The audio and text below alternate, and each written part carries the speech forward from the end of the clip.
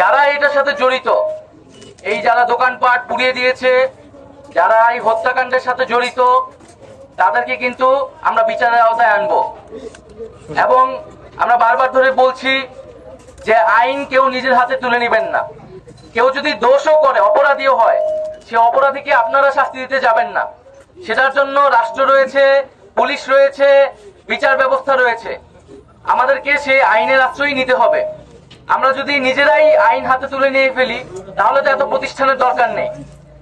আর নিজেরাই যদি খুনোখুনি শুরু করি, তাহলে তো সমাজ বলে আর কিছু থাকবে না। ফলে আমাদেরকে কিন্তু সমাধানের পথ খুঁজতে হবে, এবং সমাধানের জন্য আলোচনার কোনো বিকল্প নেই। আমাদের একসাথেই বসতে হবে।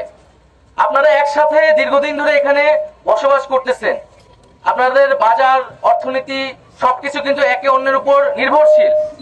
ফলে আমরা যদি নিজেদেরকে দোষারোপ করতে থাকি, আমরা যদি এক গ্রুপ আরেক গ্রুপের বিরুদ্ধে দাঁড়িয়ে যাই, তাহলে কিন্তু দিন শেষে ক্ষতিটা আমাদেরই হবে, মাঝখানে লাভবান অন্য কোনো পক্ষ হবে। ফলে আমি আপনাদের নিশ্চয়তা দিচ্ছি যে এখানে যেই ক্ষতিগ্রস্ত যারা হয়েছে ব্যবসায়িক ভাবে, তাদেরকে সরকারের পক্ষ থেকে ক্ষতিপূরণ দেওয়া হবে। এবং আপনারা আরো যা যা বললেন সেই বিষয়গুলো আমরা বিবেচনা করব, এবং যে খুনগুলো হয়েছে তার সাথে যারাই জড়িত কিনা তাদেরকে আমরা বিচারের আওতায় আনবো। আজকে খুবই ভালো লাগছে আমার আপনাদের মাঝে এসে। আমি আসলে এখানে আসার কথা ছিল না, আমি মূলত ফেনীতে গিয়েছিলাম, লক্ষ্মীপুর, নোয়াখালী এবং ফেনী জেলায় বন্যার পুনর্বাসন কার্যক্রম দেখতে।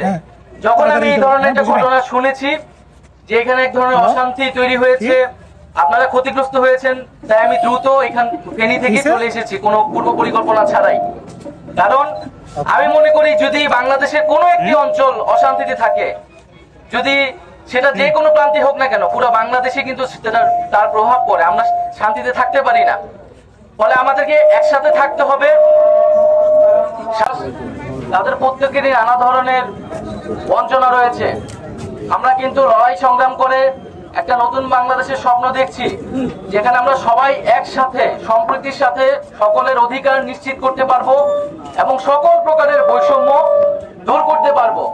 তো সেই জন্য আমাদের সবারই সহযোগিতা দরকার, এবং আমি আশা করব যে সেই সহযোগিতা আমরা সবার কাছ থেকে পাবো। এখানে পাহাড়ি বাঙালি মধ্যে ভেদাভেদ, বিভক্তি, দূরত্ব তৈরি করলে অনেক পক্ষ সুবিধা নিতে চায়। আমরা তাদেরকে কোনো ধরনের সুবিধা নেওয়ার সুযোগ করে দেব না, এবং আমরা বলবো যে পাহাড় সমতল সব মিলিয়ে কিন্তু বাংলাদেশ।